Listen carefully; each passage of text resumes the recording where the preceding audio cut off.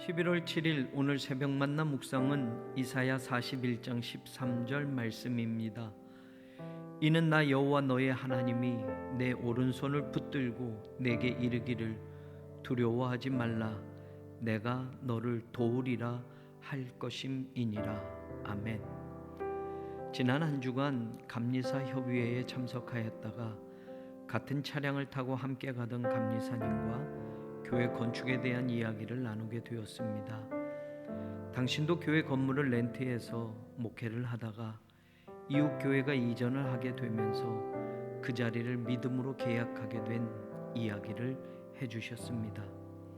장로교회였던 이웃 교회가 성장하여 교회를 옮기게 되면서 건물을 팔게 되었고 시세에 많이 못 미치는 가격으로 감리사님 교회와 계약을 했다는 것입니다. 감리사님은 교회 형편이 좋지 않아 이전하는 교회가 제시하는 금액을 맞추어 드릴 수가 없었다고 합니다. 그 교회도 이전하면서 더 많은 돈이 필요했고 조금이라도 더 받고 기존 건물을 양도해야 했지만 금액 문제로 연락이 오고 가면서 장로교회 목사님은 감리사님을 만나자고 하셨고 만난 자리에서 교회를 가지고 목사들이 흥정하는 것은 은혜롭지 못하다고 하시면서 작은 교회 형편에 맞추어 교회를 양도하겠다고 하셨다는 것입니다. 그렇게 이전을 하였지만 여전히 낮추어 주기까지 해주신 그 금액을 변제하는 데에도 어려움이 있었고 대출을 받아 그 이자를 갚아가면서 힘들게 목회를 하고 있었는데 나머지 잔금마저도 1년여가 지나 장로교회는 모든 재직들의 회의를 거쳐 그 금액도 모두 탕감하기로 결정했다며 등기 우편으로 그 사실과 회의 내용의 복사본까지 보내오셨다는 것입니다. 사실 그 등기 우편물을 받아들었을 때 감리사님과 사모님은 굉장히 떨렸다고 합니다. 그동안 나머지 원금조차도 갚지 못하고 이자만 내고 있었는데 장로교회에서 더 이상 참아주지 못하고 어떤 법적 조치를 취하고 그 통지 결과를 등기 우편물로 보낸 것이라 생각했었다는 것입니다. 그런데 그 남은 금액마저도 열심히 목회하시는 목사님과 감리교회 성도님들을 생각하여 하나님을 기쁘시게 하는 목회와 교회가 되기를 응원하고 기도하며 탕감해 드리기로 결정했다는 편지에 하나님의 사랑과 은혜를 감사드리며 눈물을 흘릴 수밖에 없었다는 것입니다.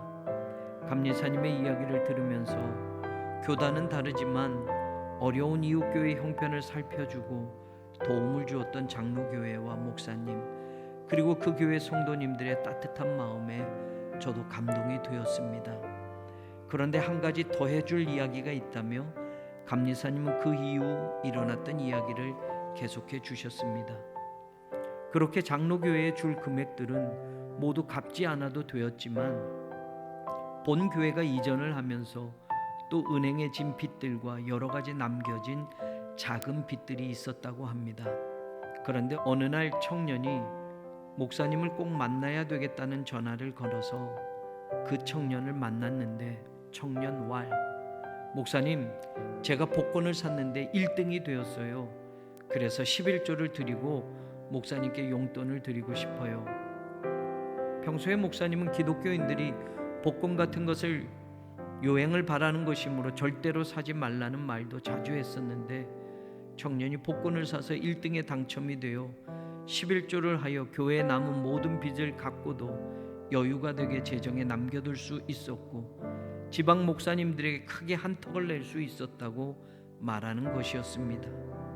그 청년의 어머니 권사님은 집이 멀어 교회에 오셔서 예배를 드리시고 또 남아서 철야 기도를 하시고 갈 때가 많았고 청년은 평소에도 하나님 앞에 11조 신앙을 잘 지키고 있었기에 많은 돈이 수중에 생겨도 고민도 하지 않고 당연히 하나님의 것을 구별할 줄 알았다고 말씀하시면서 감리사님은 교회가 세를 얻어 렌트하며 목회를 하다가 교회를 구입하고 이전을 하면서 생긴 모든 금전적인 문제를 교회를 양도해 준 이웃교회와 1등 복권에 당첨된 청년의 11조로 모두 해결하게 되었다고 말씀해 주시면서 하나님은 이렇게도 역사해 주셨다고 당신의 목회 이야기를 해주셨습니다.